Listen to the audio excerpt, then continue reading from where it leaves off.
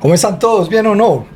Nuevamente por acá en uno de mis segmentos de mi canal de YouTube, que en esta ocasión no es ni recordando la gloria ni dialogando de la vida con, sino que yo creo que es un segmento de algo que he llamado mis memorias en la popular de Nacional.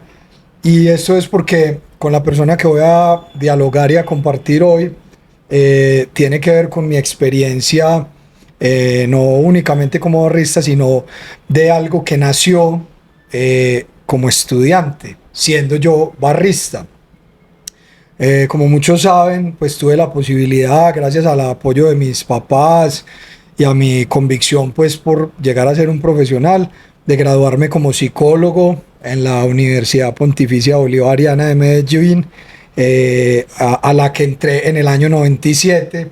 Es curioso porque en el mismo año que nace la barra, yo entro a estudiar psicología, y en el mismo año que nace en la tienda barrista y mi banda 3 de Corazón, yo además me gradúo y tengo que buscar un oficio que finalmente termina siendo el de barrista y el de rockero.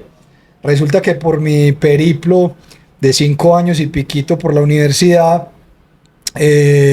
pues tuve una inquietud y una iniciativa por los temas, por supuesto, de psicología del deporte, pero también algunos relativos a la psicología social y a todo el tema del barrismo.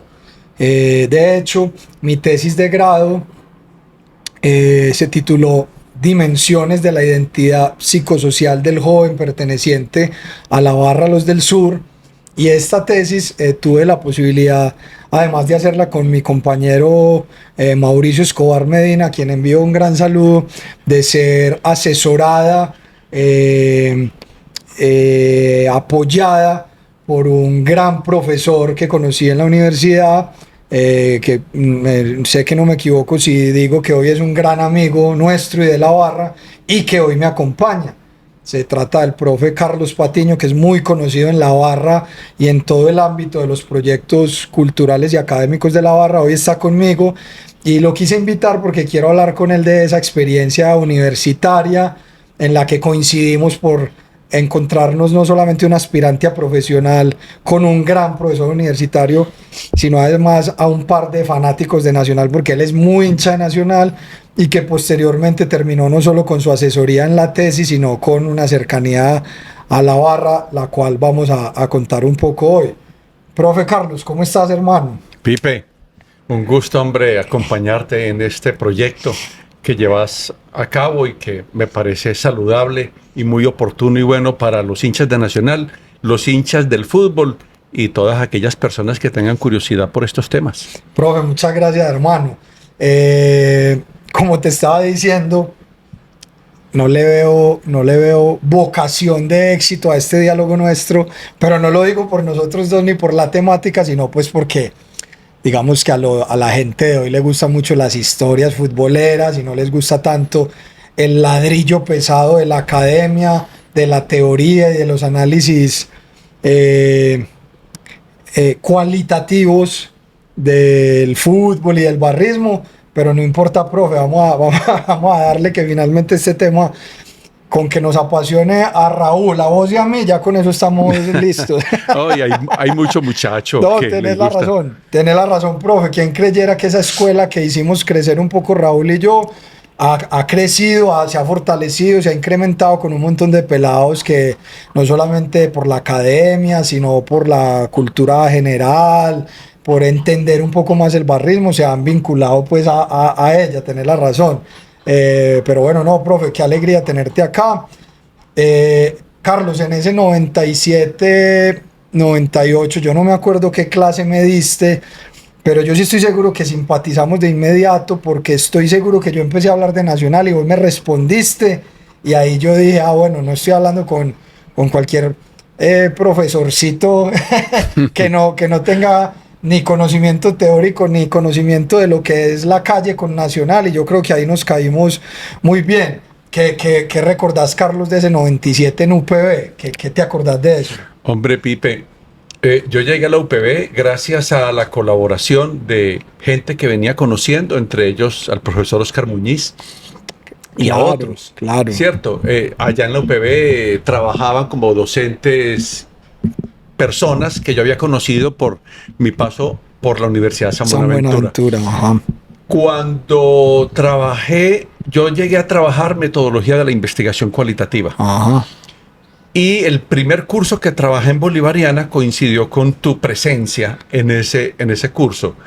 Tengo la imagen de verte sobre el costado derecho, de donde yo me hacía, con el cabello largo, muy flaco para la época, y me daba la sensación de que era un rockerito en potencia, de tantos rockeritos que veía uno en la época. Pero hay dos cosas particulares. Ahorita te dije, profesorcito, ahora vos me la devuelves con rockerito, dale, dale.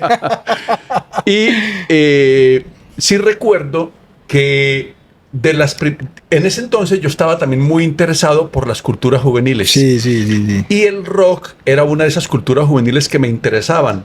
Ajá. Y a mí me llamó la atención y me atrajo y vi una posibilidad de acercarme a un rockero, porque yo estaba detrás del mundo rockero tratando de entenderlo y conocerlo.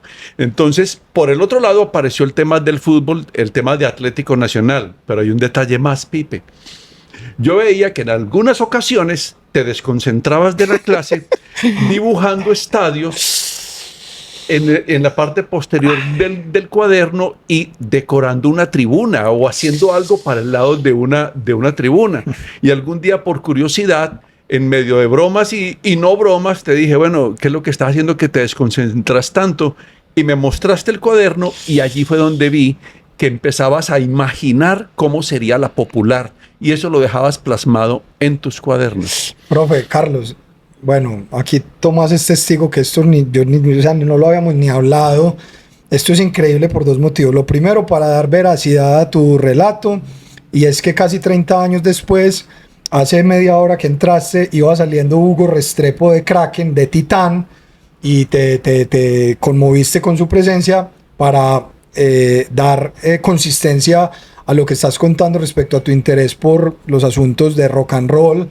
Y pues así es, a tal punto que obviamente al ver a Hugo te conmoviste porque sabes que es Kraken. Y por otro lado, Carlos, que efectivamente yo que siempre he sido muy distraído y no tengo tan buena concentración, en ese momento la barra apenas estaba naciendo. Entonces es increíble porque yo siempre dibujé lo que yo soñaba que fuera la barra y que años después ese dibujo se convirtió en realidad. Prácticamente si hubiese aquí un director cinematográfico experto en animación, siento que podría fusionar mis dibujos con lapicero a lo que hoy en día se convirtió la barra. Es más, Carlos, voy a intentar buscarlos, a ver si Tomás los puede poner en postproducción, porque yo me acuerdo que yo dibujaba los trapos y yo soñaba los barrios que pudieran ocupar la popular. Entonces yo me acuerdo que yo ponía La Floresta, Manrique, y hoy en día son barrios oficiales de la barra. Entonces qué buena memoria, Carlos, porque efectivamente me conmueve mucho que tengas esa memoria, porque lo que yo soñé prácticamente hoy lo tenemos. Pero lo que yo quiero acotar, Carlos, es que eso que hoy tenemos y que yo soñaba, también años después se ha logrado gracias a personas como vos, Carlos, que nos ayudó a hacer realidad un gran proyecto de barra, no brava, porque sabes que no lo somos, sino de barra social, como vos nos has ayudado. Entonces, qué bueno ese recuerdo, Carlos. Pipe, yo sí. incluso recuerdo que en varias ocasiones, cuando empezaron con la tienda, en el segundo piso del Obelisco, Sí, así es. yo arrimaba y tenía conversaciones con vos y con Raúl y compartía inquietudes sobre la evolución de la barra, sobre los caminos que podía coger inadecuados, los caminos adecuados, y ustedes manifestaban sus inquietudes a ver cómo revertían ciertas cosas que estaban empezando a gestarse más allá de la voluntad de ustedes. Y la barra fue reorientándose poco a poco entre autocríticas y críticas, porque la barra se ha construido así. Totalmente, Carlos. Ese 2002 es justamente cuando yo termino, cuando nace la tienda barrista, que ahí como que intento incluirte un poco a nuestro crecimiento académico y investigativo y todo esto, pero entonces volvamos a ese 98, 99, 2000, 2001, en el que me diste clase y empezaste a asesorar la tesis. Más allá, Carlos, de cómo era yo en ese momento y cuáles eran mis inquietudes, ¿Cómo recordás que en ese momento, Carlos, fuera el ambiente futbolero y barrista y cómo te empezaste a acercar a él académicamente? Bien. En primer lugar, Medellín era una efervescencia verdolaga, ¿sí? Nacional venía dejando una huella, una impronta muy dura, muy fuerte en la gente. Los pelados empezaban a ser hinchas de Nacional como nunca se había visto, aunque la hinchada de Nacional empezó a forjarse fuertemente desde los 70 con los grandes jugadores que tuvimos y con las gestas que tuvo el equipo. Y en esa efervescencia, yo, en mi condición de sociólogo, venía pensando ese fenómeno porque era muy curioso y por el hecho también de que al llegar a la psicología social los temas de multitudes me estaban atrayendo, el tema de las identidades, entonces apareció la inquietud por la identidad barrista y coincidió, si lo recordás, con que vos también empezaste a preguntarte por ese tema. En alguna conversación estuvimos hablando de ese mismo fenómeno y me dijiste, yo quiero hacer la tesis por ahí. Y te juntaste con este amigo tuyo, Escobar, Mauricio, sí. Y ahí empezaron las inquietudes y yo dije, me le apunto. Y recuerdo que nos reunimos en varios lugares. En mi casa, fueron ustedes al apartamento San cuando Juan yo vivía con la 80. en San Juan con la 80, Ajá. ahí en la América. Fui a tu casa a hacer una entrevista grupal y en la Universidad San Buenaventura Sí. también nos encontramos Claro. en el laboratorio, en una sala especial Sí, sí, que sí. tenía el laboratorio y ahí hicimos también algunas entrevistas. Y eso fue sirviendo para que luego se transcribieran esas entrevistas y avanzáramos en los relatos en los que terminó la tesis. Sí, incluso Carlos, algo que hicimos con la tesis fue hacer unas entrevistas. De hecho, yo no sé, decime si técnicamente nosotros cometimos un error o no, porque yo mismo fui uno de las personas que sirvió como insumo empírico, es decir, por mi experiencia como miembro de la barra, para tomar ese testimonio y poderlo analizar. Y poderlo analizar. Ve, mira, hay una cosa curiosa. Hace muchísimos años, muchos, por allá a mediados de los 80, yo llevé a cabo, siendo director de trabajos de grado en la Facultad de Sociología de San Buenaventura, una cosa que no se había hecho en ese entonces. Nadie hablaba de eso, estudio de caso. Ajá. Hicimos el trabajo de estudio de caso con unas personas de la cárcel Bellavista. Fíjate, eso fue un adelanto. Y con vos hicimos algo que hoy más sofisticadamente lo llaman autoetnografía. Y en ese entonces no. O sea que con vos... O sea que no violamos nada, por el contrario fuimos unos adelantados. Fuimos adelantados. Vos fuiste investigador e informante en la misma investigación. Sí. Y analista de eso. Pero hay que añadir que yo... preocupado por los sesgos que podía haber en los análisis, Correcto. Te mantenía a raya, advirtiéndote, no, por aquí no, por acá sí, aquí te estás dejando llevar del linchismo. Y vos y Mauricio, muy atentos a las recomendaciones, fuimos centrando los análisis según las teorías que teníamos y fue dando resultado. Pero yo no iba a permitir que se metiera ahí el linchismo y todas esas cosas. Correcto, Carlos. Incluso... creo que sos testigo de cómo años después surgió en Medellín y en Colombia un interés por estudiar todos estos fenómenos, no exclusivamente del fútbol como deporte, ni como fenómeno social, sino del barrismo como contracultura o como contrapoder o como movimiento social que posteriormente logramos configurarnos. Pero en esa época, Carlos, no existía un interés, o sea, yo sé que nuestra tesis fue una de las primeras, no sé, sí, o sea, bajita la mano. Puede estar entre las tres primeras en Colombia. Primeras en Colombia, sí, porque digamos que el fenómeno del barrismo de finales de los años 90 o mediados, pues no era tan fácil que hubiesen estudiantes activos en la barra y que en ese ejercicio de autoetnografía se pudiera lograr que un propio barrista lograra su tesis de grado al respecto. Entonces, hoy hay miles, pero estamos hablando de una de las primeras, ¿cierto, Carlos? Yo creo que sí. Bueno, Finalmente logramos sacarla adelante. Yo me acuerdo que Mauricio Escobar y yo, muy hinchas de Nacional, y vos también otro hincha de Nacional, yo creo que la palabra fanático no te cabría, pero sí te cabe perfectamente apasionado, porque sos muy hincha de Nacional.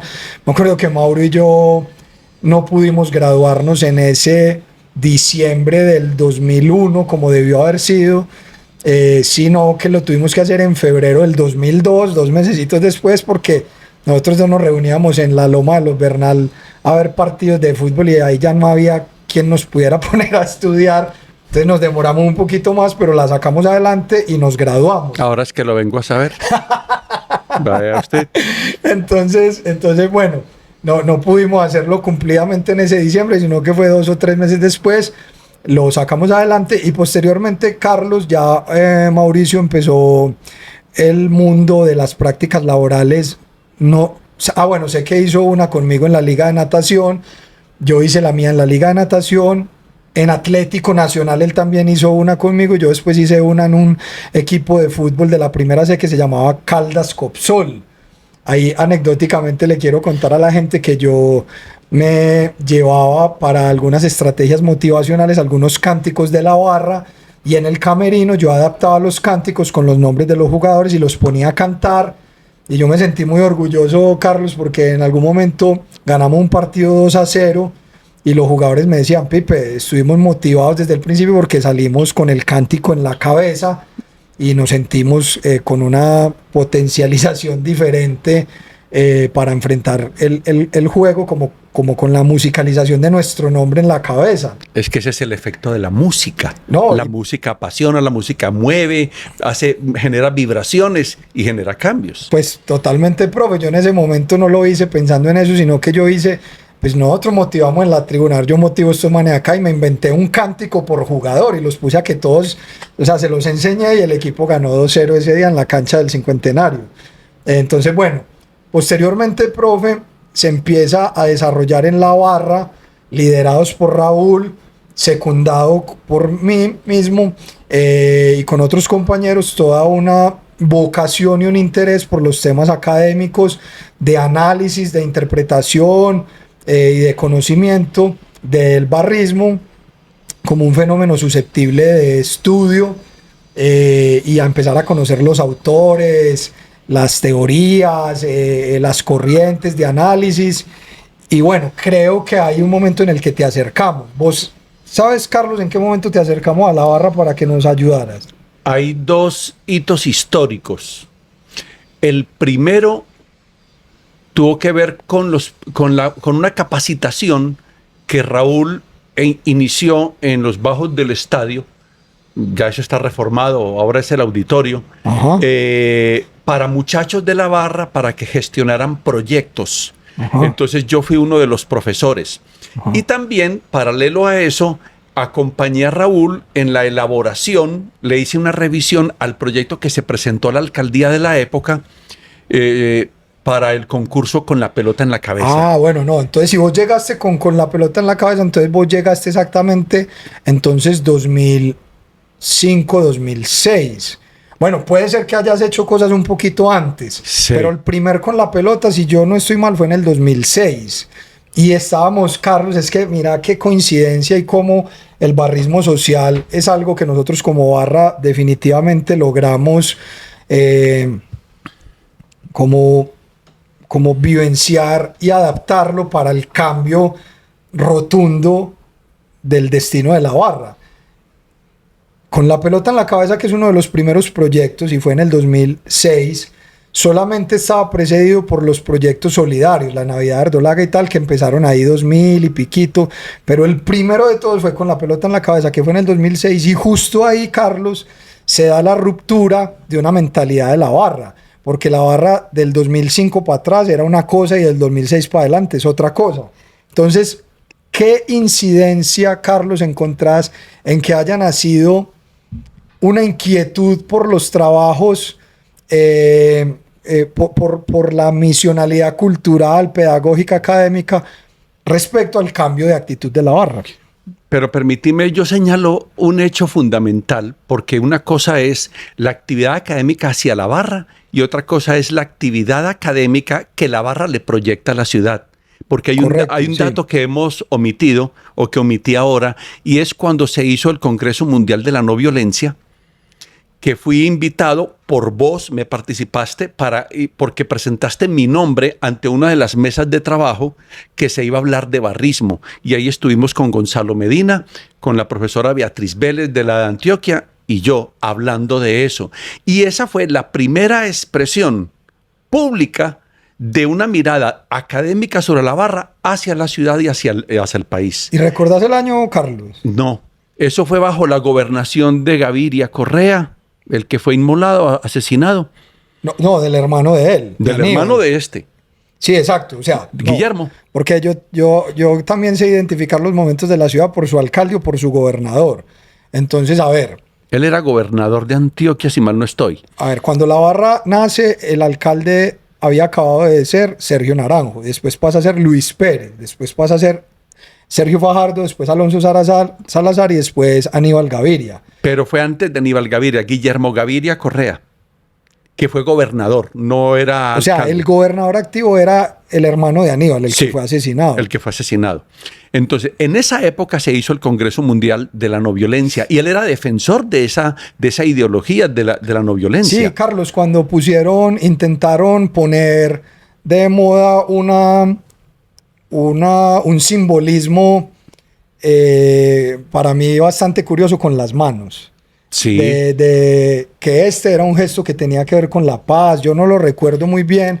Entonces, Carlos, eso tuvo que haber sido... que en esa época ya veníamos conformando una mesa de trabajo en Medellín no oficial para la convivencia en el fútbol.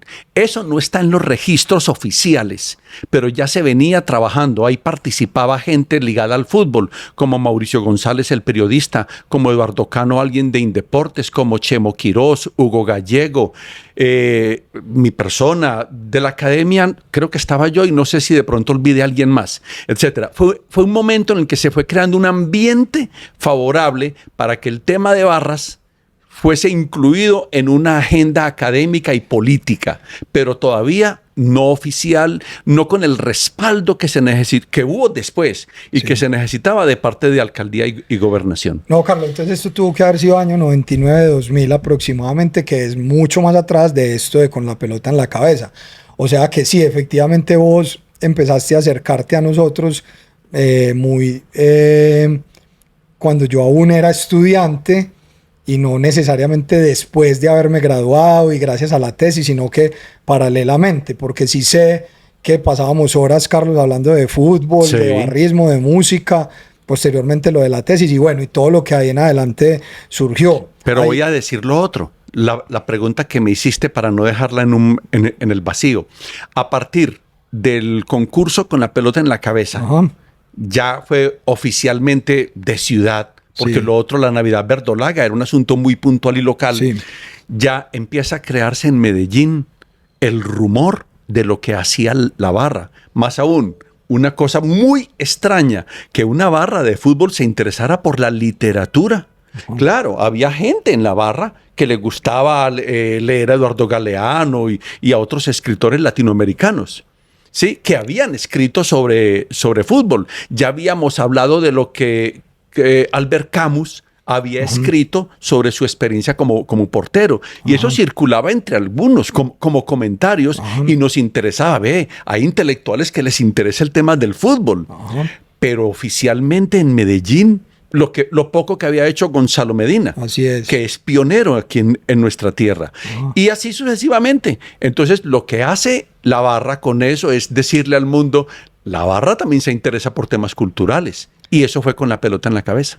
Exactamente, Carlos, y no únicamente un interés por temas culturales, sino lo que se desprendía internamente de los proyectos que lográbamos, en este caso, gracias al apoyo del Estado, que uno lo agradece, pero más allá de agradecerlo, yo creo que bastaría con nombrarlo y exigirlo, porque ese es el deber ser, que el Estado respalde este tipo de iniciativas. De hecho, hoy en día está reglamentado, pues, por así decirlo, en las diferentes iniciativas de política pública. De política pública. Y entonces ahí lo que ocurrió, Carlos, es que un proyecto como Con la Pelota en la Cabeza no solamente dejaba un mensaje a la ciudadanía del interés de una barra popular en temas que tuviesen que ver con literatura, arte, cultura, sino cómo internamente se estimulaban dinámicas laborales gracias a lo que lográbamos ahí. Entonces, Con la Pelota en la Cabeza significaba que 20, 30, 40 trabajaran porque tenían que diseñar, imprimir, repartir volantes, ir a emisoras, pegar afiches, conseguir jurados, hacer toda una logística. Y eso marcó un precedente importante, Carlos, para que la barra empezara a cambiar su mentalidad. ¿Vos qué más recordás además de Con la Pelota en la Cabeza? ¿Cuál pudo haber llegado? ¿Qué más vino ahí que no recuerdo bien? Teníamos muchas conversaciones relativas al papel de muchachos de la barra en las escuelas de Medellín en esa época.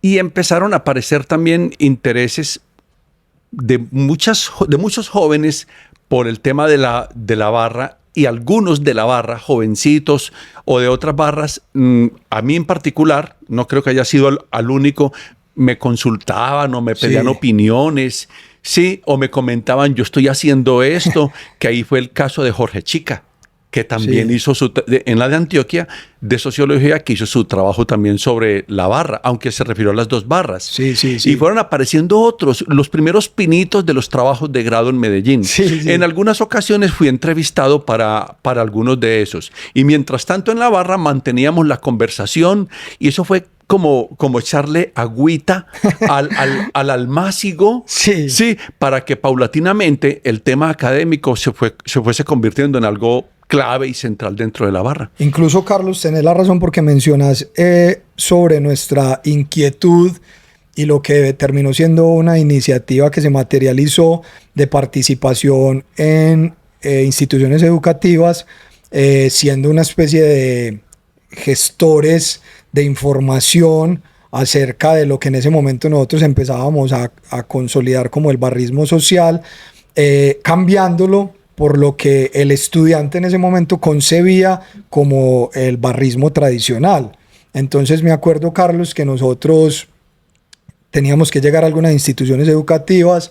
Era muy difícil porque el director, el rector no creía en nosotros, y solamente hasta que llegábamos y nos reconocían y hasta nos pedían fotos y autógrafos y escuchaban el mensaje, quedaban como impactados con lo que lográbamos y cómo podíamos obtener la atención del estudiante por encima de la atención que podía tener el psicólogo, el director de curso, el profesor, y el mensaje que efectivamente terminaba siendo un mensaje valioso y que no era un mensaje improvisado ni folclórico. Había un marco teórico, un documento de referencia, unos alcances de población que teníamos que cumplir. Y se hizo pues ahí un trabajo importante, y creo que esos fueron los primeros ejercicios para que la barra empezara a salir y cambiara, y que no fuese únicamente el discurso de nosotros en la reunión de la barra, sino el discurso nuestro ya oficialmente en instituciones educativas al respecto del barrismo. Sí, Pipe, y hay que añadir algo, y es que la ciudad de Medellín, y yo lo recuerdo desde los años 80 porque estuve estudiando ese tema, le cogió un morbo al tema de la violencia. Exactamente. Los medios de comunicación, la ciudadanía, sí existían hechos de violencia en la ciudad, nadie va a negar eso, pues. Y en el fútbol se veían incluso desde antes de las barras populares. Totalmente, así es. Entonces, claro, eso se convertía en comidilla. Y no se analizaban las barras y no se analizaba el fútbol, sino en función de la violencia. Y había que, digámoslo así, desestimular ese discurso para introducir otros elementos relacionados con la barra, sin dejar de reconocer los hechos que pasaban en la barra, pero también advertir que la barra no era solamente eso. Y eso se convirtió en un tema de diálogo, vamos a llamarlo académico, aunque no se hizo en las aulas universitarias. Recuerdo que una vez también alguien te consultó del centro comercial de Unicentro, que quién podía hablar de eso ante unos profesores. Y me dijiste que fuese a representar a la barra, a dar una exposición académica a profesores de educación física, para que la imagen de la barra también fuese otra. Y Medellín ya estaba continuando con el tema de que el barrismo fuese parte de la agenda pública. Así ¿Y es. gracias a qué? Al trabajo de la barra y al enfoque académico que se le fue dando al barrismo. Carlos, totalmente. Yo creo que en ese análisis y en esa mirada es indiscutible que fue esa inquietud nuestra que empezó a crecer y que se empezó a consolidar con calidad, porque cuando yo te traigo como contratación estelar para la barra y empiezo a ponerte ahí a nuestro nombre ante la alcaldía, ante eventos internacionales, ante entes privados, se empieza a ver con seriedad que había toda una urgencia de crear con estas bases que nosotros mismos estábamos proponiendo, políticas públicas que finalmente terminaron por darse, no solo a nivel nacional, local, sino a nivel nacional, con diferentes leyes que se sancionaron pues en el país. Entonces esa es una mirada correcta. Carlos, incluso para entrar al tema y que discutamos acá un poco el asunto, no sé si teórico, pero sí de una mirada un poco más profunda al análisis de la violencia, pues primero que todo nosotros nos consolidamos con una sociedad brutalmente violenta por todo lo que nos ocurrió a finales de los años 70, todos los años 80, todo el fenómeno del narcotráfico y lo que como sociedad pues tuvimos que recibir como herencia de ese fenómeno. Casualmente, aunque el fútbol no era predominantemente violento, es cierto que habían situaciones de violencia que ocurrieron y ni siquiera necesariamente por el fenómeno del narcotráfico, pero tampoco por las barras porque no existíamos.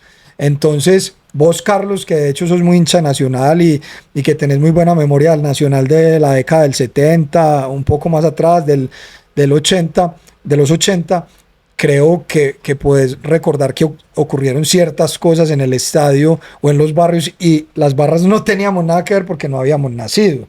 ¿Qué recordás de fenómenos de violencia no adjudicables al barrismo, no adjudicables al narcotráfico y más fácil adjudicables al periodismo, a las medidas o a la ausencia de medidas estatales, a nuestra sociedad corrompida por falta de valores? ¿A qué? De hecho, no separemos del todo el narcotráfico y las apuestas, porque hay un hecho que marcó mi vida. Pero voy a dar un breve rodeo, un breve contexto sobre eso. En el estadio habían peleas. Había una tribuna que le decían Corea. Y le decían así porque eran las peleas frecuentes. Ahora, no eran peleas entre una multitud contra otra multitud, pero en cualquier momento... Riñas personales. Riñas, a golpes. Yo iba a norte y me tocó más de una vez peleas que se presentaban ahí. En algunos casos con navaja y todo eso, en otros casos a los puños y demás. Pero hubo un hecho en la época en que tuvimos a ese gran portero Lorenzo Carraps. Pasó un caso con un partido contra el América. No fue el único caso, porque el que quiera registrar hechos de violencia los puede buscar, como lo que pasó en Bucaramanga, sí, con un árbitro de apellido Díaz y otras cosas. La violencia siempre estuvo ahí, pero aquí en Medellín pasó un caso particular. Estaba jugando Nacional contra el América y Nacional ganaba el partido. Bien, hubo una jugada en un ataque que hace el América y un jugador de Nacional comete un foul. Lorenzo Carraps fue a buscar el balón, ¿sí? No tocó para nada al jugador del América. El árbitro se debe llamar todavía, si no ha fallecido, Alfonso Palomá. Palomá cobró a favor del América legítimamente, sí, pero expulsó a Carraps, que no había hecho nada. Ese día, Sachi Escobar fue el portero, reemplazando a Carraps. Creo que ya Nacional había agotado los dos cambios, que era la época así, de los dos cambios, y a Sachi le tocó pasar a ser portero, y el América remontó el partido. Ese día, los hinchas de Nacional, o muchos hinchas de Nacional, sí, muchos, sí. Muchos, muchos hinchas de Nacional, esperaron al América, esperaron al árbitro y esperaron al América y los levantaron a piedra y tuvieron que salir en tanqueta. Y cuando eso no estaba la barra conformada. Ni siquiera el escándalo verde. Ni siquiera el escándalo verde. Hechos de esa naturaleza sucedieron en Medellín y en Colombia. Al Chato Velázquez le pasó, a Mario Canesa. Yo recuerdo un señor Byron Piedrahíta en Barranca Bermeja, cuando eso yo vivía en Barranca Bermeja, que un jugador, Eugenio Samaniego, le pegó un golpe y le hinchó el ojo. Y eso fue escándalo nacional. Muchos casos, los partidos que se jugaban en Santa Marta, en Barranquilla, eso a toda hora eran las quejas de las peleas que habían.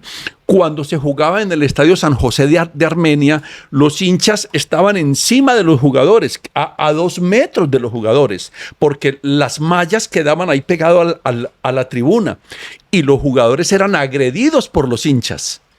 Entonces el tema, cuando aparece ya los problemas con las barras, que sí suceden, aparecen como una novedad, como si la violencia fuera solamente de las barras.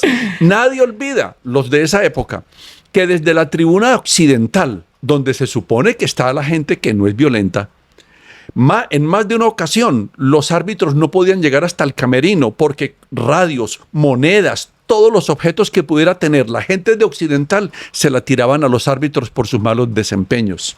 Entonces es un hecho. Y lo otro, que lo comentaste, aunque algunos periodistas a quienes yo tuve la oportunidad de dirigirme cuando hicimos ese evento, ese encuentro nacional de barras, no reconocieron, pero sí soy testigo porque seguía yo los medios de comunicación en Colombia, lo que era la polémica, el gran debate, creo que se llamaba algo así, de Todelar. Todas las noches los periodistas de la época encendían los ánimos en las confrontaciones interregionales. Entonces, los de Cali, los de Medellín, los de Bogotá, los de la costa, alguno de Manizales, como Javier Giraldo Neira, sí, y así. Y eso era tremendo esos debates, cómo generaban unos ánimos de peleas regionalistas.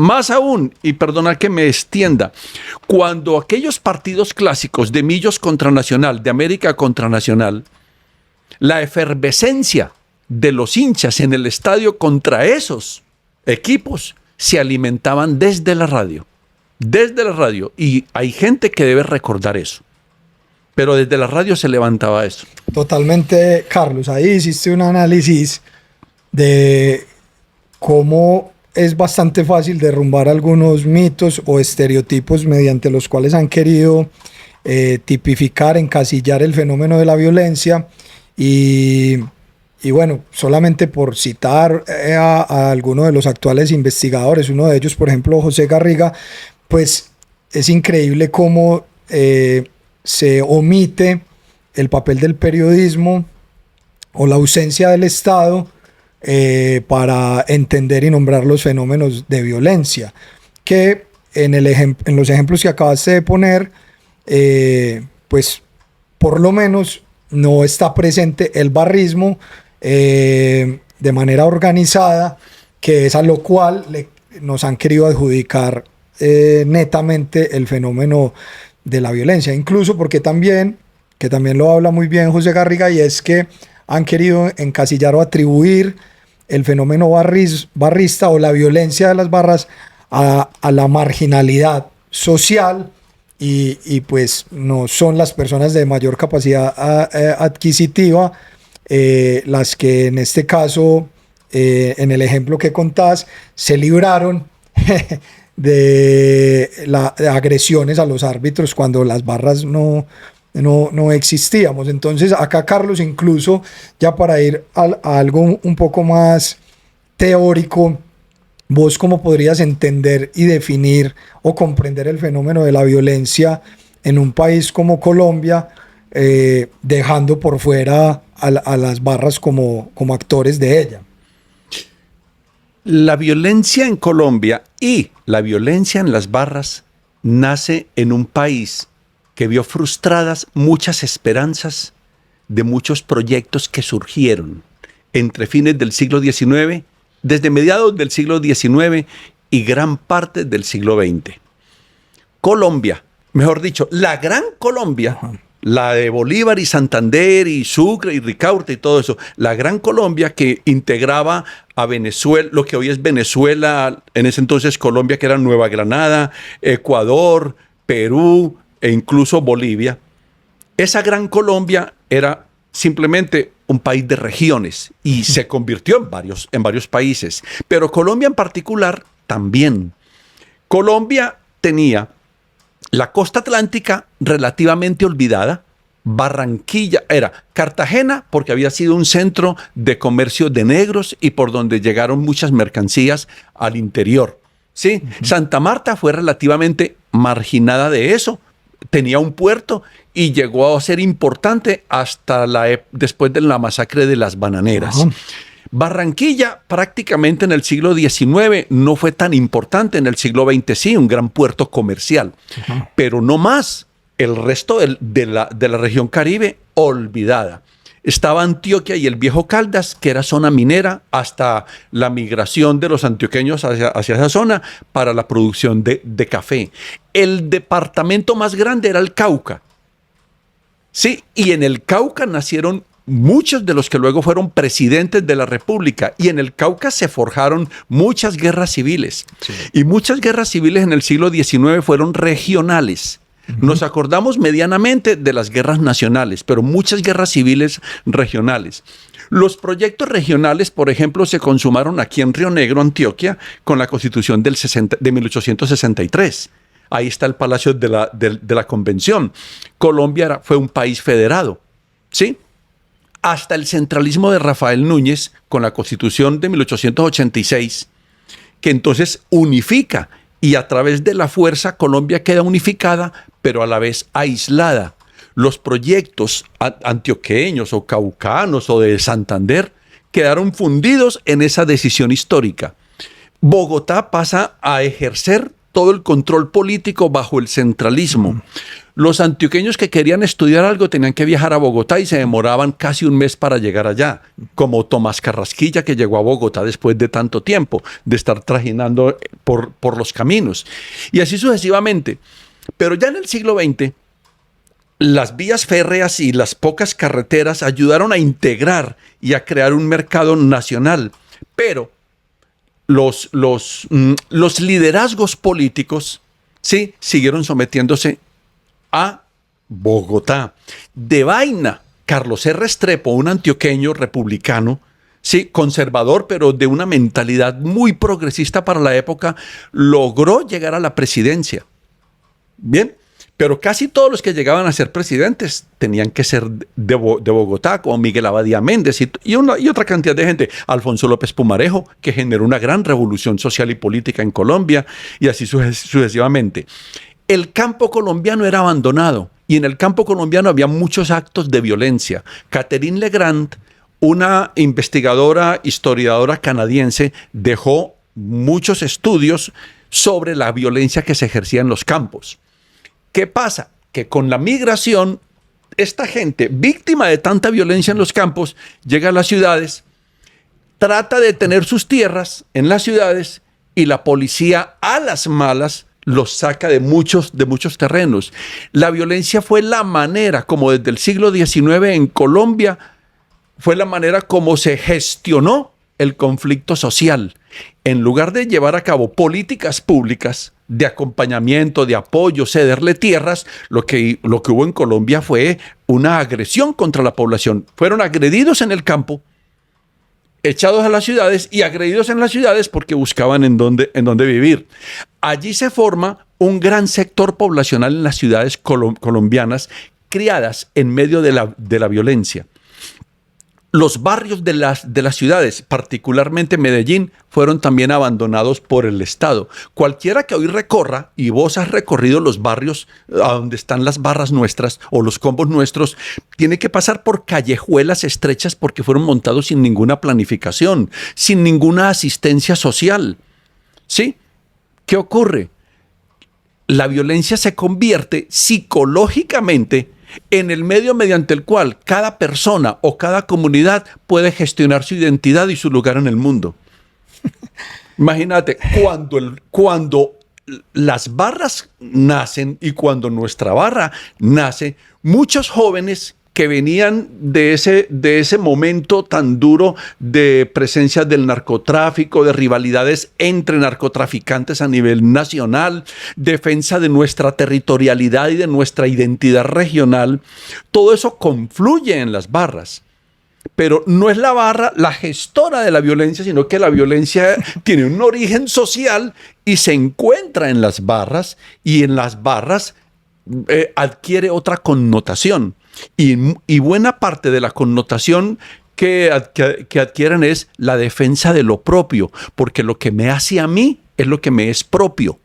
Y lo que nos hace a nosotros, jóvenes desarraigados sin apoyo estatal, es lo que nos es propio. ¿Y qué es lo que nos es propio? Un equipo que nos representa. Y entonces allí empiezan a nacer también, fomentado por otras lógicas, una defensa de lo propio y la necesidad de defender lo propio mediante la agresión y la violencia. Eso apareció en las barras de Colombia. Ese es el modo como yo entiendo ese fenómeno. Pero también allí donde se gesta la violencia, allí también aparecen las alternativas de solución. En estos días que nos visitó este argentino Mursi, Diego Mursi. Sí. Sí, en estos días que nos visitó, en un encuentro que tuvimos en San Javier, los muchachos de San Javier le decían eso. Allí donde nosotros fuimos víctimas de tantos hechos violentos, allí entre nosotros nació también la necesidad de buscar la paz. Carlos, primero, estos 5, 6, 7 minutos que te tomaste para esa exposición me parece que son magistrales y en este caso no lo voy a decir con un sentido satírico, como algunas veces me gusta tratar la ineptitud y la mediocridad del periodismo o de los gobernantes. Pipe, entre otras cosas, muchos periodistas, porque tengo que reconocer, y perdona que te interrumpa, sí, hubo momentos en los cuales Weimar Muñoz Ceballos, Juan Guillermo Montoya, Mauricio, lo mencioné ahorita, González Arteaga. Mauricio González.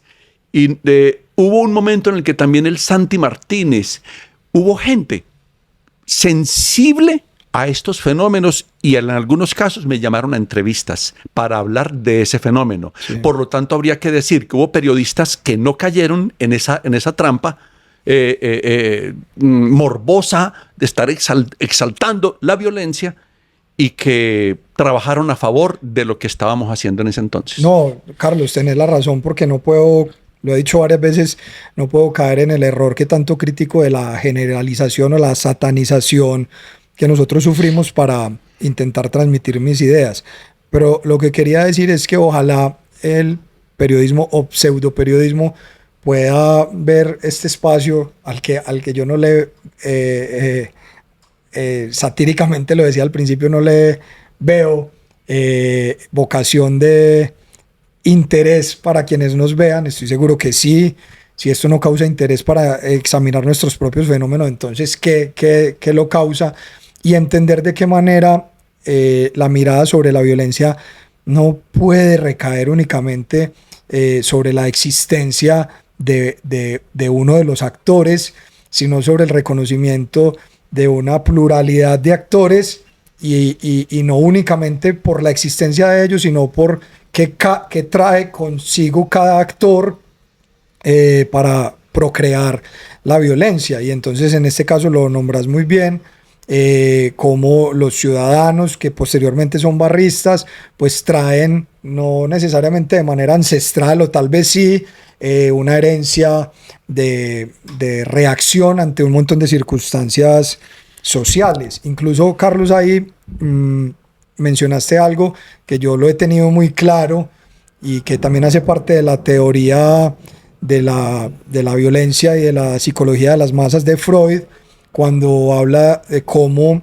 muchas veces se abusa de la hostilidad, de la rivalidad para justificar la hostilidad, y como en un país como Colombia, que tiene tantas rivalidades regionales como muy pocos, Carlos, yo no he visto al de Buenos Aires odiarse con el rosarino, yo no he visto al de Santiago odiarse Valparaíso.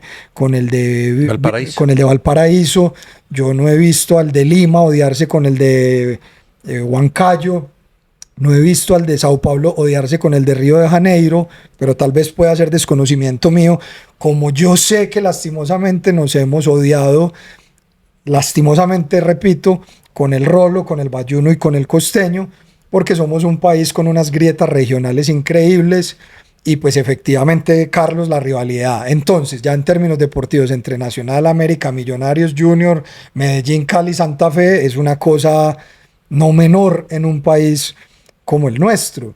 Y entonces siento que también termina impactando mucho, Carlos, esa segregación regional, que incluso, Carlos, terminó por atribuírsele también al fenómeno del narcotráfico y al fenómeno del centralismo, y es que Pablo Escobar quería acabar con la capital y ponía bombas en la capital supuestamente, y de allí que entonces nos propusieran obligatoriamente el apelativo de sicarios o de montañeros o campesinos, de machete, queriendo también atribuir ahí un estereotipo o una satanización de persona no capitalina violenta, desestimando que también en el montañero, el campesino, el provinciano hay una naturalidad de persona honrada que ha luchado por sacar adelante su territorio. En fin, aquí hablé de muchas cosas, Carlos, pero es innegable entonces desde tu mirada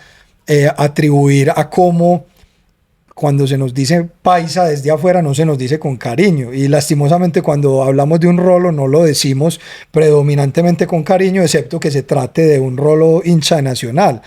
Entonces, definitivamente, Carlos, las regiones marcaron un camino para la violencia en Colombia también. Creo que sí. Y más que las regiones, los odios. Sí, exactamente. Me cuesta trabajo entender que nosotros... A ver, hay una cosa que en la política siempre es fundamental, y me acuerdo una frase tuya, en el deporte, pero es con distinta intensidad. Voy a utilizar lo de la política. Carl Schmitt, un teórico de la política, un filósofo político, se refirió en algún momento a la condición del enemigo. Y en política, crear el enemigo es una ventaja para poder ganar méritos y mantener el quehacer de la política. También Ernesto Laclau y se me olvidó su compañera, su esposa, una gran escritora, también se refería a eso, al contrincante político como esencia de la política. Ajá. En nuestro caso, hay algo paradójico. Liberales y conservadores durante mucho tiempo fueron los rivales políticos que se disputaron el control del Estado. Pero dentro de esa rivalidad... Incluso matándose entre ellos. Incluso matándose entre ellos. Ajá. ¿Sí? Dentro de esa rivalidad va habiendo una pequeña mutación que uno no se da cuenta, y es que en lugar de que sean conservadores y liberales, y en lugar de que sean derechas e izquierdas, porque hubo un momento en que liberales y conservadores hacían pacto para perseguir a los que eran del Partido Comunista o la UP, etc. Eso no es porque tengamos tal o cual ideología, eso son hechos históricos. Sí. De un momento a otro pasa a ser un tema de regiones. Entonces, y particularmente en dos sentidos. Uno, en la destinación de los recursos manejados por el centralismo, hacia las regiones, cosa que llevó a que unos dijeran, pero es que porque hay más plata para Antioquia, o porque hay más plata para Cundinamarca, porque hay más plata para tales y no para nosotros, y así sucesivamente. Y también en el deporte, los campeonatos nacionales, los campeonatos deportivos nacionales se convirtieron en trampolín de rivalidades entre las regiones y no de acercamiento.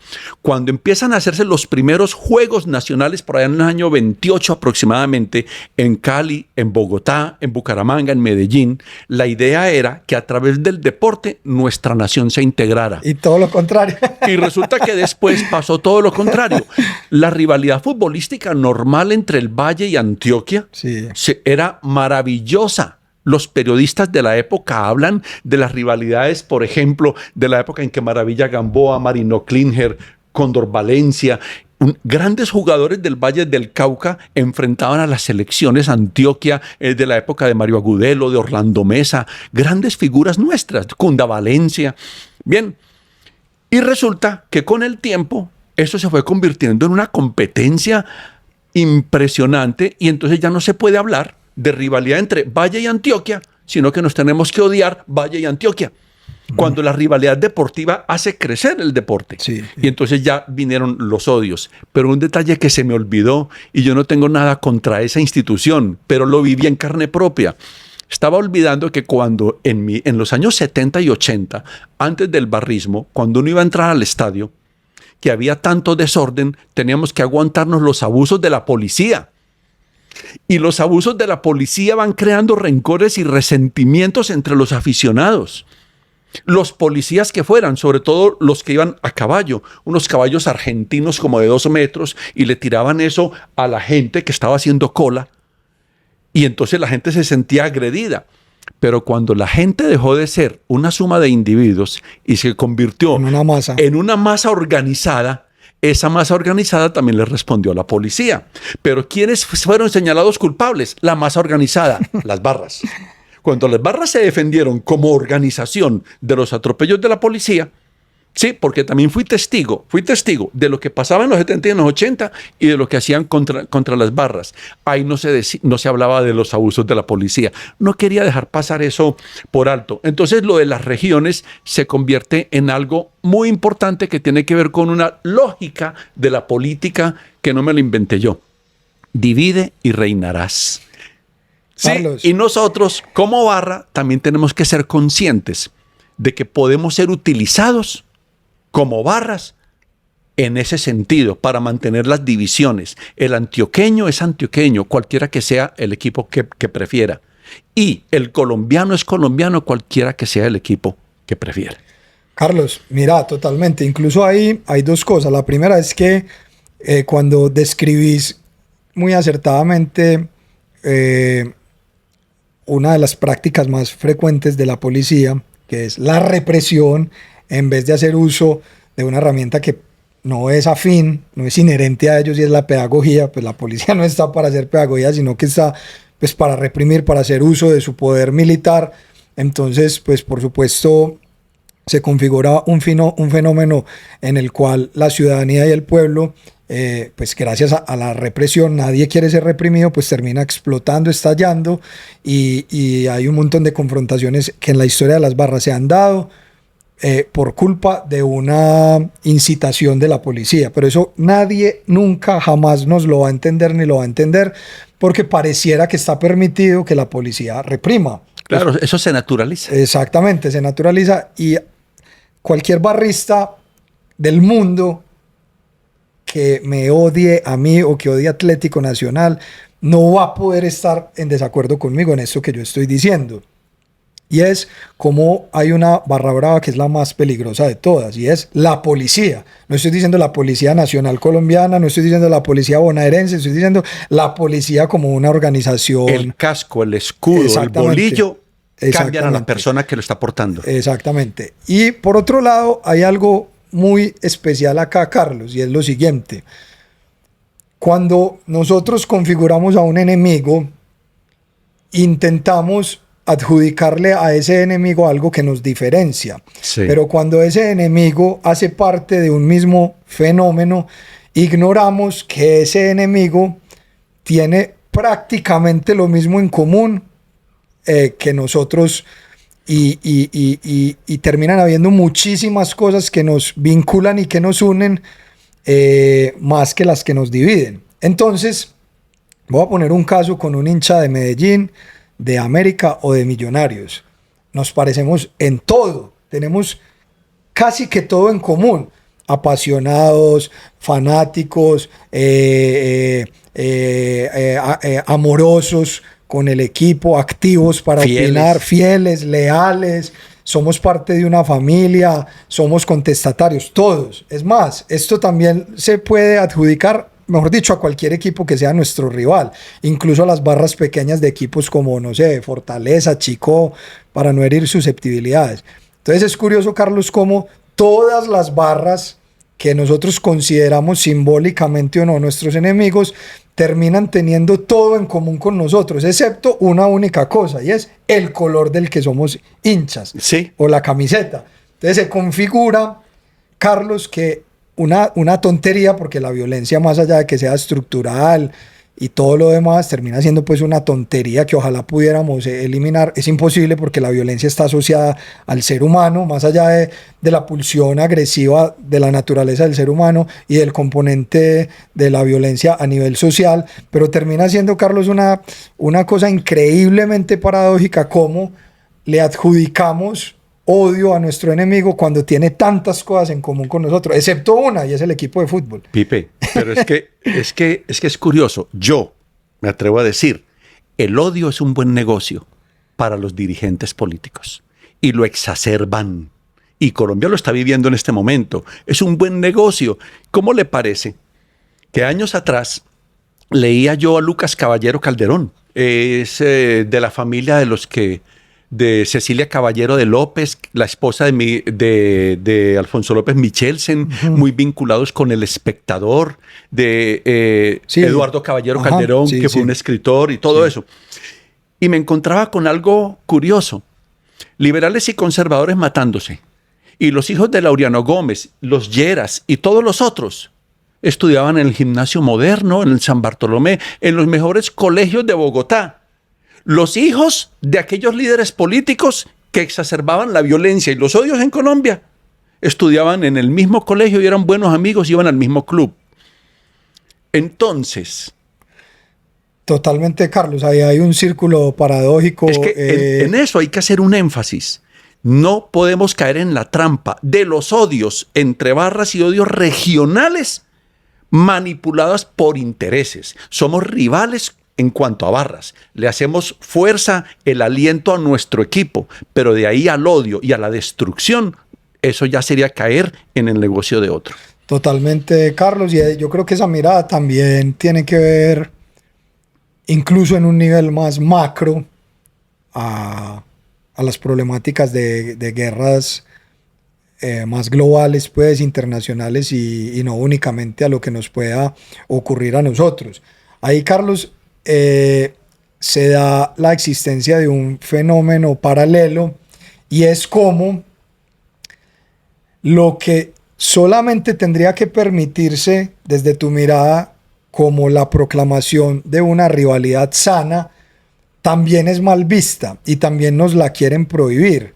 Entonces, Felipe Muñoz o Carlos Patiño o Tomás Fernández, los tres muy hinchas de Nacional, no queremos que Deportivo Cali, Deportivo Pereira, Once Caldas, América, Millonarios ganen la final de una hipotética Copa Libertadores, porque consideramos que nos hace bien a la reafirmación de nuestra identidad que el único campeón de la Libertadores, bicampeón de la Libertadores, sea Atlético Nacional, y que haya otro campeón que sea Once Caldas.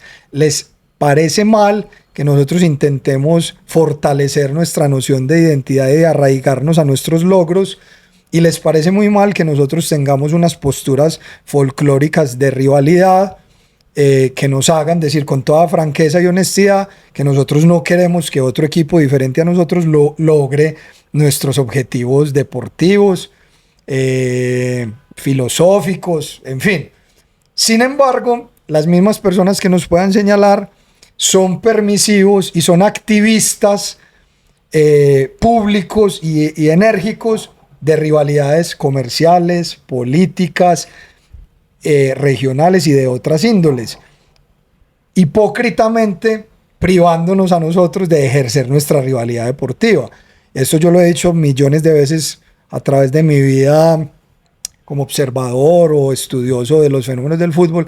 Entonces nos toca ver cómo es un escándalo que yo quiera ejercer mi rivalidad deportiva contra hinchas del Medellín, América, Millonarios, pero sin embargo, quienes me lo critican sí pueden llevar a cabo una rivalidad que les permita ser opositores políticos. Entonces me toca como ver odiar, o incluso hasta matarse, Carlos. Incluso hasta matarse. Acaban de matar, hubo un magnicidio hace pocos meses en Colombia. Sí. Y entonces no es muy difícil intentar interpretar cómo se pudo haber dado. Entonces, ¿cómo así que yo no puedo querer que un equipo rival pierda un torneo, pero ellos sí se pueden odiar y matar a nombre del uribismo, del petrismo? Independiente de la orientación política, Ajá. El señor Petro, alcalde de Bogotá, tiene un problema con las basuras y eso de cierta forma es celebrado porque es un fracaso administrativo. Ajá. Es decir, si el presidente del equipo contrario, o sea, o del partido contrario, sí, fracasa en algún proyecto político, eso me produce alegría. Correcto. Es que eso es un problema, claro, si hay de nuestro país si hay y corrupción de la en tal humanidad. partido político, no se rechaza la corrupción Propia. o la corrupción en sí misma, sino se pone por encima señalar los errores del partido político. Pero eso como también, estamos hablando de fútbol... hay, Carlos, hay un asunto de Stanislao Zuleta y todo el asunto de... Él hace una mirada también de cómo el error propio versus el error del otro y cómo hay un sesgo personal para mirarlo. Pero, Carlos, no vayamos muy lejos. Se permiten rivalidades entre los mundos comerciales. Entonces es todo una problemática, Carlos, que un empleado de Coca-Cola sea descubierto tomando su gaseosa rival. Los echan, Carlos, los echan del trabajo. Yo lo conocí. Yo conocí eso hace muchos años. Pero yo no le puedo decir a un amigo, hey, vení, no vengas a mi casa con la camiseta de otro equipo que acá están. Y de hecho, pues no lo hago, de hecho no lo haría. Entonces, como nosotros somos más condescendientes con la rivalidad, pero en estas instancias comerciales y políticas y empresariales y sociales, sí se permiten este tipo de oposiciones, pues, y de el surgimiento de polos opuestos. Eso es porque no gestionamos adecuadamente las diferencias y porque las diferencias también llevan a ciertos fines y a ciertos logros, ¿sí? Mientras estamos preocupados por el malestar del otro, podíamos concentrarnos en lo de nosotros. Que el Medellín, que Envigado, que el Pereira gane una Copa Libertadores no depende de que yo quiera o no quiera que lo hagan, sino de los esfuerzos que hagan sus directivas, sus técnicos, sus jugadores, de las condiciones de la competencia. Ni le quita ni le pone el que yo no quiera. Entonces no tengo por qué ser satanizado porque yo quiera mantener el orgullo de ser el único. No, yo quiero mantener el orgullo. No odio al Pereira, no odio a Envigado, no odio al Medellín. En mi caso, por ejemplo, soy hijo de hinchas del Medellín. ¿Sí? Y acompañé a mi papá en la celebración cuando el Medellín fue campeón en Pasto en aquella ocasión y lo apoyé a él y celebré con él, porque es su sentimiento. Sí. ¿Vale? Entonces, nosotros no gestionamos bien esas diferencias y eso es algo que culturalmente nos falta mucho en todos los ámbitos y se ha traducido en el fútbol.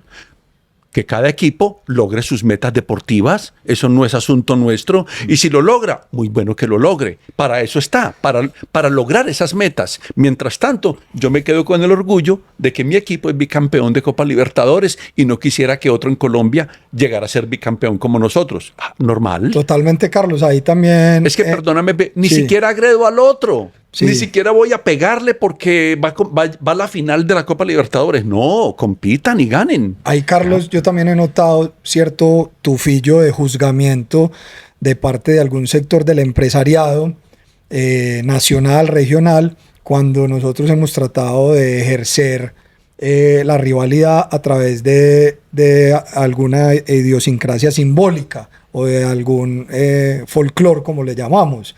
Pero habría que preguntarles a ellos si se alegrarían con que su rival comercial lo supere en ventas. Seguramente sí, en nombre de la corrección política, de que hay un ambiente ciudadano comercial en el que hay consumo y en el que a todos nos va bien. Y libre competencia, sí, seguramente sí.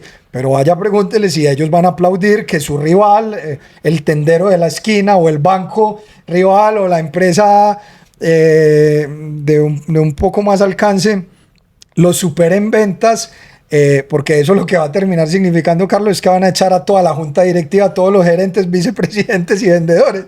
No lo voy a mencionar, pero fíjate lo que está pasando con las dos grandes empresas radiales del país, de radio y televisión. ¿Sí? Cada vez que hay un partido de la Selección Colombia, muestran cuál cadena tiene más rating. ¿Sí me entiende? Y una de ellas está haciendo cambios dentro de su nómina para ver si alcanza a competirle a la otra. ¿Por qué? Porque está en la competencia. No le gusta que la otra, y a veces se tiran entre sí. Periodistas de una cadena con respecto a periodistas de la otra. Totalmente, y así Carlos. Sucesivamente. Y hablo en términos del deporte. Y son los mismos que después están juzgando el folclore y la rivalidad entre los hinchas. Hay un punto más ahí, Carlos, antes de ir llegando a la fase final de esta charla tan interesante, y es que pocos se han fijado de cómo la rivalidad estimula la superación del otro. Entonces te voy a poner 3 o 4 ejemplos. Los Galácticos del Barcelona, de Guardiola, y de Messi y de todos, Xavi, y de todos Iniesta, ellos, fenomenales, vinieron a surgir exactamente después del ocaso de los Galácticos del Real Madrid. Es decir, los Galácticos del Real Madrid tuvieron una época esplendorosa y justamente cuando se acaba o paralelamente surge ese gran Barcelona de Guardiola y de todos ellos. Racing de Avellaneda llevaba 40 y pico de años sin ser campeón. Son campeones en el año 2001, 2002, exactamente después de que Independiente de Avellaneda fuera campeón en los años anteriores. Atlético Nacional de Medellín es campeón de la Copa Libertadores del 2016. Después de 4, 5, 6, 7 años gloriosos, y el mismo año, un mes antes, Medellín, su rival regional, es campeón del torneo colombiano. Es imposible no pensar que a imagen y semejanza de cómo el vecino crece, el otro intente superarlo sanamente. Lo que quiere decir que la rivalidad tiene que ser positiva, porque deja como mensaje, no sé si último y más profundo, que hay que superarnos porque el otro nos está... Pipe, en el folclore de las barras, vamos al folclore de las barras, los grandes trapos. Sí, las canciones, el aliento. Cada barra trata de hacerlo lo mejor posible para ser mejor que la otra barra. Y varios periodistas, o sea, los que mejor razón colocan, dicen que es muy bueno ir a un estadio y ver esa alegría y ver esas manifestaciones de las barras y ver los extintores y todo cuando las barras intentan ser mejor que la otra. Claro. Ahí, Carlos, estás concatenando esto de manera... ideal respecto al otro tema que quería tocarte, y es la cultura del aguante. Cómo, y esto es complejo, Carlos, porque la cultura del aguante no nace en Colombia, nace en Argentina, y nace en Argentina por su propio fenómeno social, que sinceramente no sería capaz de identificarlo, Carlos, así como vos el nuestro, pero seguramente tiene que ver mucho bueno, con el malevaje barrial allá de los años 20, 30, 40, 50, además fortalecido por lo que ocurrían los fenómenos de juliganismo en Inglaterra y cómo las barras allá se empezaron a consolidar, pero el fenómeno del aguante que nace allá y es introducido a Colombia es mal interpretado por nosotros. Ni siquiera es mal interpretado, es bien interpretado porque lo interiorizamos tal cual como en Argentina. Y es en una especie de competitividad a ver cómo la masculinidad puede ejercerse cada vez más a través de las vías de hecho. Entonces el que más pelee, el que más delitos cometa, el que más pueda transgredir a través de las vías de hecho al otro. Y ahora sí, usando la terminología de tratar de transformarla, nosotros más o menos a través de alguna cosa que ya vamos a hablar que se llama el barrismo social, hemos tratado de reinterpretar el aguante para consolidar el concepto mediante el cual queremos decir, reconfigurar que el aguante no puede ser el que más pelee, sino el que más aliente, el que saque la mejor bandera, el que tenga mayor creatividad, que es lo que estabas diciendo. ¿Cómo has entendido vos, Carlos, el barrismo, el aguante tradicional versus la creatividad y la configuración creativa de las cosas en la barra? Los investigadores argentinos de tema de barras que han venido a Colombia y cuando Raúl ha estado, y lo digo porque he hablado con él, para el caso tuyo me imagino que también, cuando ha estado en eventos académicos internacionales o interactuando con gente con barras de otros lugares, todos se sorprenden. Y han visto ustedes que en el sur del continente se maravillan con lo que aquí ocurre, con la creatividad del colombiano. Yo entiendo eso en función de algo que también decían los muchachos de San Javier.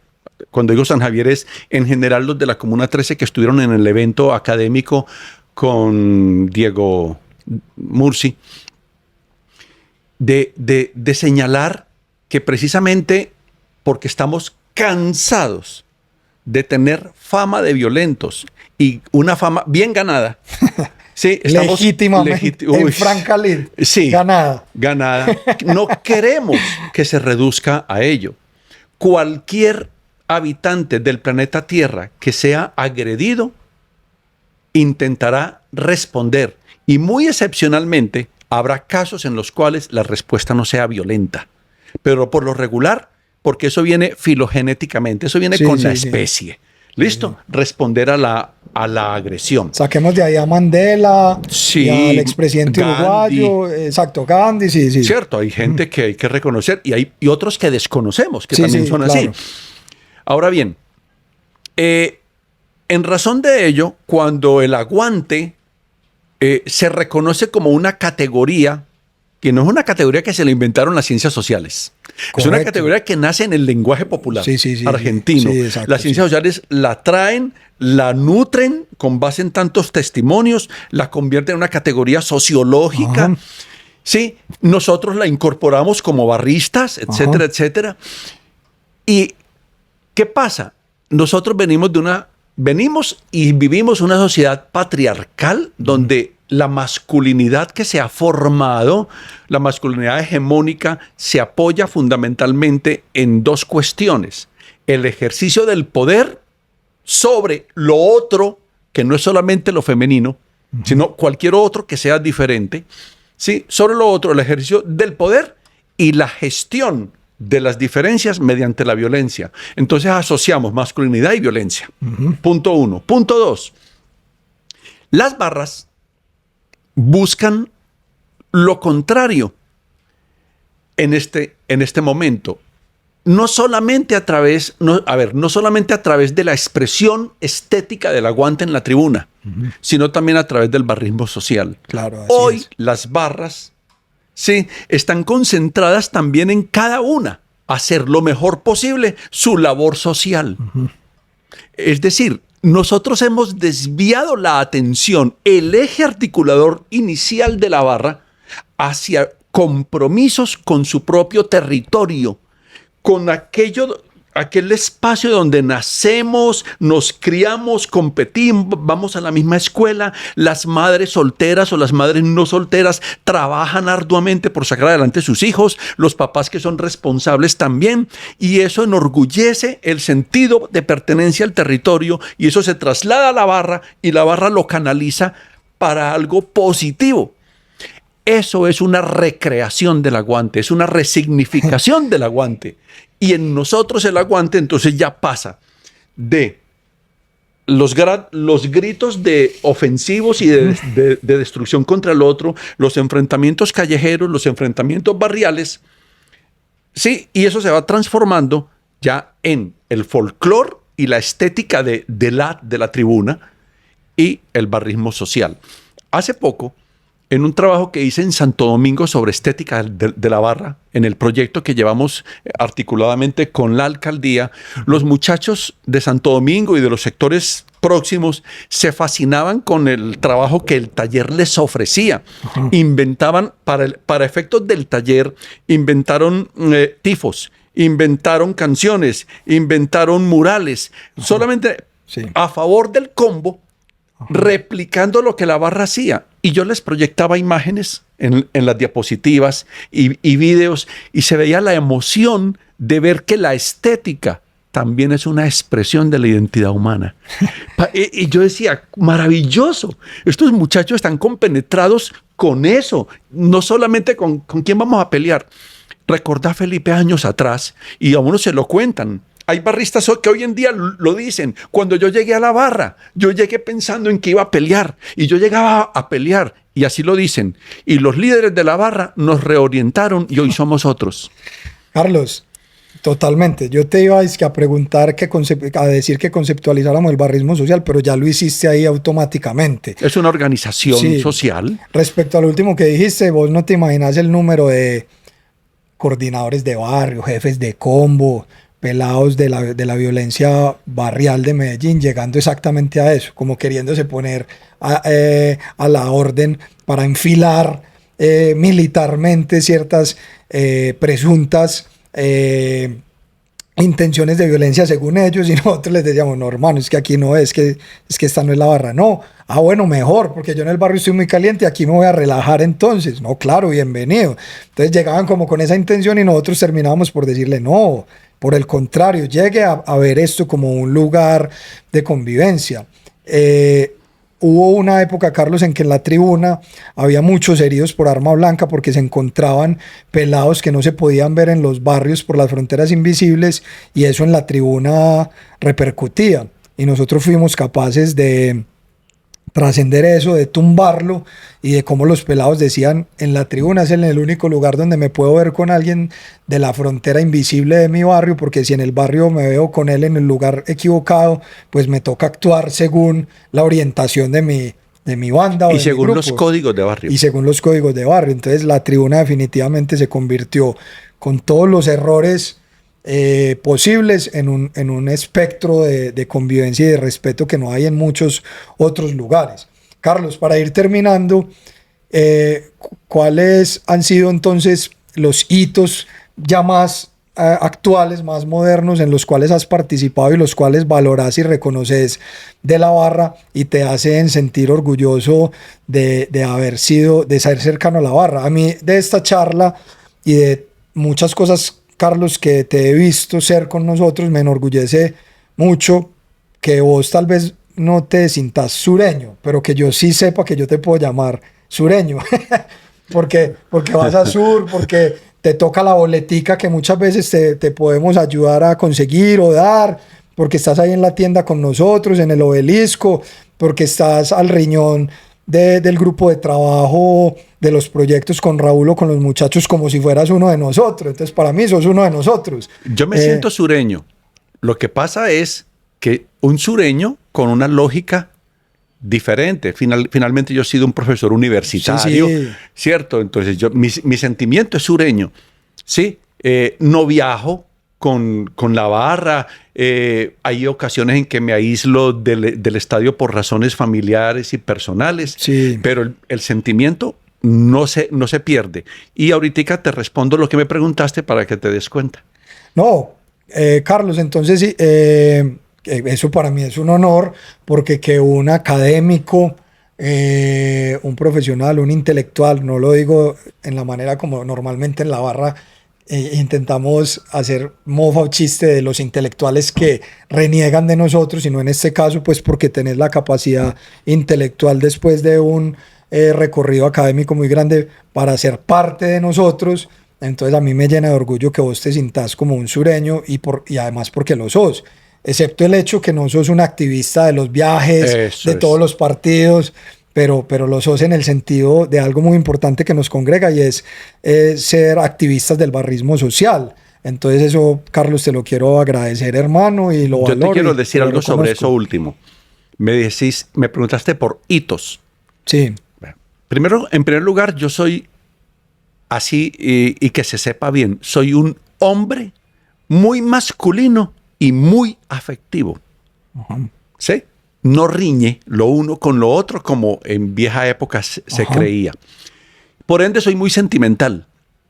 Y cuando hablamos de hitos, los hitos que me han marcado a mí de la barra son aquellos de carácter afectivo y te voy a expresar dos o tres. Uno, subir a la tribuna o ir a la tribuna, quedarme en el corredor y ver cómo se saludan los muchachos de distintos combos en ese corredor donde venden gaseosa. Los abrazos, la expresión de cariño muy masculina, porque la expresión de cariño nuestra no es una expresión femenina, es una ajá, expresión masculina. sí, ¿Sí? No es a los golpes, los abrazos, el papito, el no sé qué. A mí eso me conmueve y siento la familiaridad de la gente. Y esto simultáneamente coincide con lo que veo cuando voy a los barrios, cuando me encuentro con los combos para los trabajos que hacemos, que también son muy afectivos. Esa afectividad la he recibido. Vamos a suponer, ha venido de allá del grupo hacia mí y me he sentido integrado por sus expresiones afectivas. Profe, qué bueno que esté de nuevo con nosotros. Bueno, hay muchas que no voy a decir aquí, muchas cosas. Entonces, esa segunda instancia afectiva también es un hito. Y eso para mí es algo que tal vez una persona ajena a una barra no se alcanza a imaginar. así es. No se alcanza a imaginar. Yo veo cómo a los líderes los tratan los demás muchachos con respeto y afecto. Hay quienes no estén de acuerdo con lo que vos, con lo que Raúl o cualquier otro de los muchachos hagan, o con lo que los líderes hagan. Eso lo va a encontrar en cualquier sociedad. ¿Listo? Pero las expresiones afectivas, ir a la tienda y recibir el saludo de gente que sin mucho habla, sin mucho dice, esta camiseta vale 25,000 pesos como el mudo, como orejas, como los demás muchachos y lo reciben con un calor especial. Esos para mí son hitos. Y los otros hitos, para mí, la fidelidad de la gente con respecto a la barra y con respecto al club. Sorprendente. Eso en muchos lugares no lo ve. Yo me atrevo a decir, yo he visitado instalaciones de la alcaldía de Medellín en distintos periodos. No depende de ningún gobernante. Yo eso no lo veo en la alcaldía de Medellín. En la alcaldía de Medellín hay funcionarios, pero en una organización como esa no. Yo trabajé en muchas universidades de Medellín y no vi eso en el mundo académico. Lo vi en una universidad. Lo sentí, tal vez porque es la universidad en la que estudié, en la que me gradué, en la que trabajé. Vi mucho calor humano durante mucho tiempo. Después las cosas cambiaron un poco. Pero trabajé en otras, públicas y privadas. Y no veía ese calor humano entre la gente. Ese sentimiento de hermandad. Y eso sí lo puedo decir de la barra. Radiografía digna de lo que uno denominaría en términos afectivos una verdadera familia. Así lo llaman los muchachos y así lo va viendo uno. Con problemas internos y todo como Sí, cualquier familia. claro que sí. Me hiciste acordar, Carlos, que recientemente una persona muy cercana a mi vida me contó cómo en la entidad pública en la que trabaja, su superior próximo le llamó la atención porque le llamó por su nombre. Entonces la persona querida mía le dice, discúlpeme, ¿cómo le tengo que decir si ese es su nombre? no, yo necesito que usted me diga doctor tal. Entonces la persona decía, pero no sé en dónde en mi contrato se me exija que yo le tenga que decir doctor, si su nombre es el que yo le estoy diciendo, con una frialdad y una arrogancia increíble, Carlos, corporativa, estatal, como sin la posibilidad de tener una empatía por el mero hecho de que una persona lo esté llamando a uno por su nombre, como si eso de antemano fuera malo, porque es más importante que se le ponga el doctor, cosas que no se ven en la tribuna, pues. Carlos, muchas gracias, hermano, por haberme acompañado. Decime rápidamente tus 3 académicos teóricos que marcaron tu vida y gracias a los cuales vos has entendido mejor la sociedad. Y dame tu 11 ideal de Nacional de todos los tiempos. Bueno, la primera, vamos a mencionar estos. 1, Carlos Marx. Ajá. 2, Tomás Ibáñez, Ajá. ese es psicólogo y sociólogo. Sí. Y 3, Pablo Fernández Cristlieff, un mexicano que ha creado para la psicología social latinoamericana el concepto de psicología colectiva. Ese último me cambió la vida y me hizo ver que la vida humana, la vida social, se fundamenta en los afectos. Bueno. Qué bien, Carlos, porque en algunos momentos que he mencionado libros, muchos de los pelados, ahorita yo me intentaba adjudicar ser el único con Raúl de tener este interés, tal vez fuimos los primeros, pero hay ya centenares de pelados de la barra en todo el país, gomosos y interesados por autores y por escritores. Y entonces a los tuyos, que estoy seguro que ya todo el mundo tomó nota para investigarlos, quiero recomendar y mostrar algunos de mi biblioteca que mucha gente me ha preguntado. Valores sociales y deporte, la actividad física y el deporte como transmisores de valores sociales y personales, Melchor Gutiérrez San Martín, España. Bueno, mire, yo te voy recibiendo. Claro que sí. Hinchadas, esto es una recopilación de varios autores como Pablo Alabarcés, Mariana Conde, Cristian Dodaro, Federico Fernández, muchos sobre todo argentinos. Ese próximo que sigue es... No que es. La cuenten como quieran. Ese. Pelear, viajar y alentar en una barra del fútbol argentino. Me influyó mucho. Nicolás Cabrera, que es un gran amigo nuestro, es otro académico, es de la barra de Belgrano de Córdoba, con quien hemos construido muchas cosas juntos, Carlos. Que le ganamos al Boca. Y es un personaje muy cercano a nosotros, de la barra de Belgrano de Córdoba, y un gran académico también. Muy bueno. Bueno, José Garriga, pues que realmente es un referente, Haciendo amigos a las piñas. Este es un libro brutal para entender todo el fenómeno barrista, algunos conceptos nuevos como el aguante y todo esto. Bueno, Pablo Alabarcés, pues definitivamente es un capo de capos. Futbologías, fútbol, identidad y violencia en América Latina. Esto es una... Se puede encontrar en internet. Esto es una joya brutal. La vida de Paquinco, esto no es académico, esto es anecdótico, esto es empírico, y es un ex barra de Boca, de la vieja barra del abuelo, que escribió su historia. Aquí no hay literatura académica, pero hay historias de barra, muchas de ellas para no seguir, pero valiosas, de la vida de un referente de la barra de Boca de los años 90.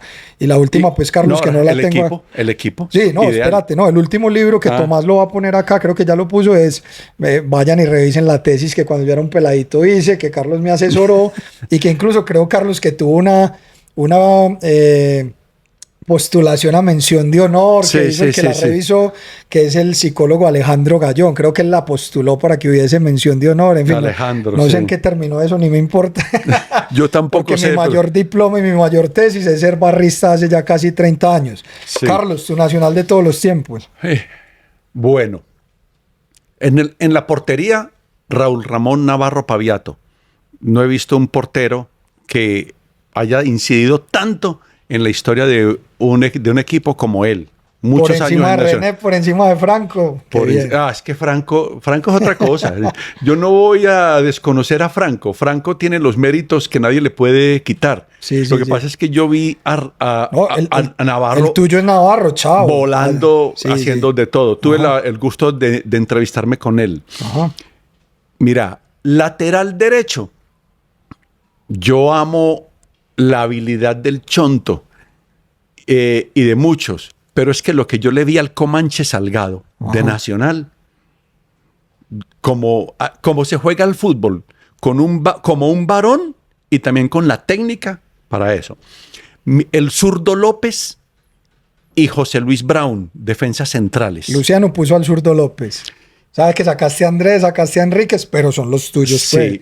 Y por el lado izquierdo, yo recuerdo mucho a Jorge Ortiz, a Gilberto Osorio. Es una leyenda que hemos olvidado. Ojalá yo me pudiera encontrar con él. Luciano puso a Jorge Ortiz y nos dijo a todos los peladitos que Diego Osorio no le calzaba pues un cordón. Pues, para mí, Jorge Ortiz. Bueno. O sea, coincidiste con Luciano. Y Osorio sería el segundo. Claro, sí. En el medio campo, mi ídolo. A mí me llamaban así. Cuando yo era joven y jugaba fútbol, me decían así, Abel Álvarez. Ajá. Yo no sé si yo jugaba como Abel Álvarez, pero me decían Abel Álvarez. Protagonista del tango legendario, pues en la letra. Bueno, al lado de él, Cueto y el Bocha Santín. Y adelante, el más grande de todos, Hernán Darío Herrera. Por su fama, no voy a quitar de ahí a Turrón Álvarez. Y por el otro lado, de pronto el Tino Asprilla. ¿Pero quién es el 9 de ese equipo?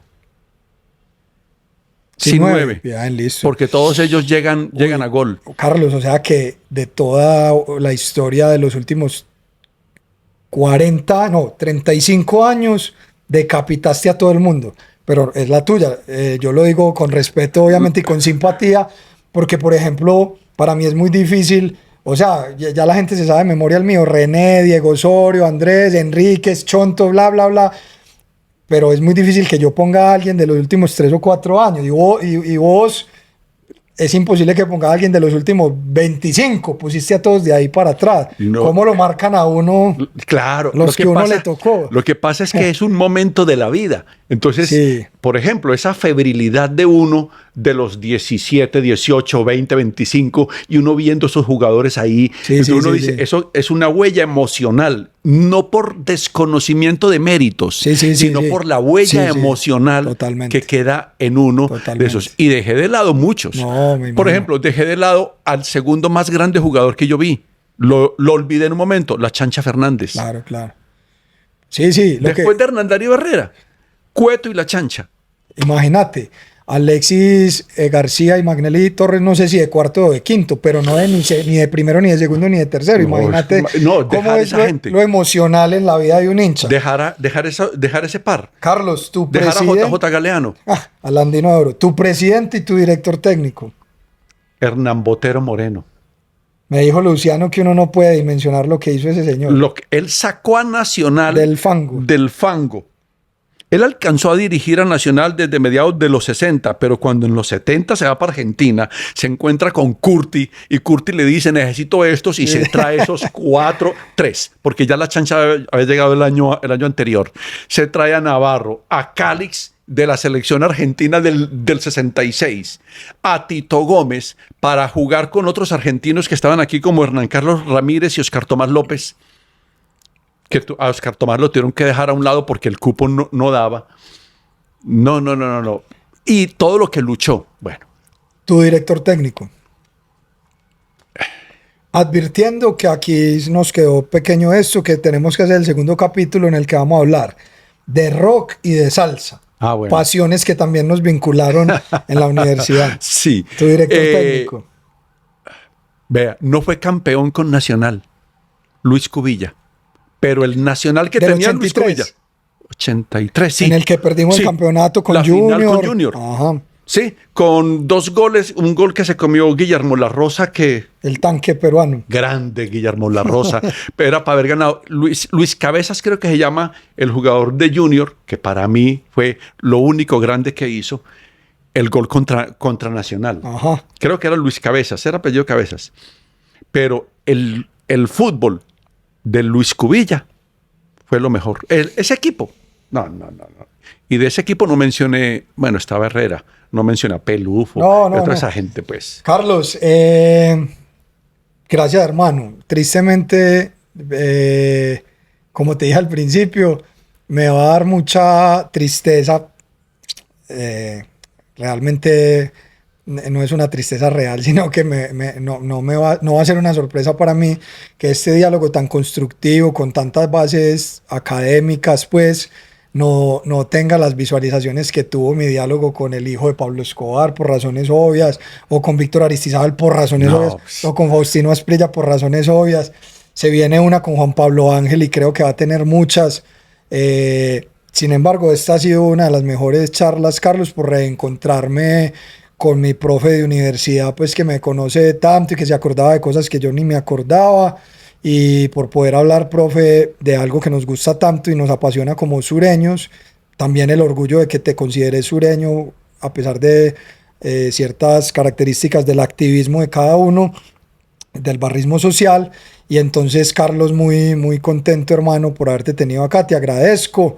Yo le quiero decir a la gente que Carlos es un gran amigo, un gran profesional, un gran académico, con una familia muy bonita, con unos hijos muy exitosos, mucho, mucho, que no son temática de este diálogo. Pero, Carlos, espero volverte a ver por acá en el estadio y seguir compartiendo tu conocimiento y sobre todo tu amistad, Carlos. Mil gracias, hermano. Gracias a vos, Pipe, y quiero dejar un mensaje. A mí hay mucha gente que me ha cambiado mucho. Los jóvenes de Medellín, cuando yo empecé a investigar sobre juventudes, coincidió con el momento en que nos conocimos. Jóvenes rockeros, jóvenes cristianos, jóvenes de otras alternativas sexuales, jóvenes raperos y jóvenes barristas. Y a estos últimos, de verdad, sí les dedico mi corazón, porque me han permitido aprender muchas cosas cuando voy a los barrios y tengo contacto con ellos. Carlos, qué alegría eso, y sobre todo que ellos, o sea, nosotros, te consideren una persona respetable y te consideren un capo en lo tuyo. Para mí también es una alegría, porque si mal no estoy, Carlos, te traje a los del sur, y qué bueno haberte podido traer a un mundo en el que te hagan sentir lo importante que sos como persona y como profesional. Gracias, Carlos. Bueno, hombre, con mucho gusto. Espero que les haya gustado, muchachos. Un abrazo grande. Nos vemos en la próxima. Chao.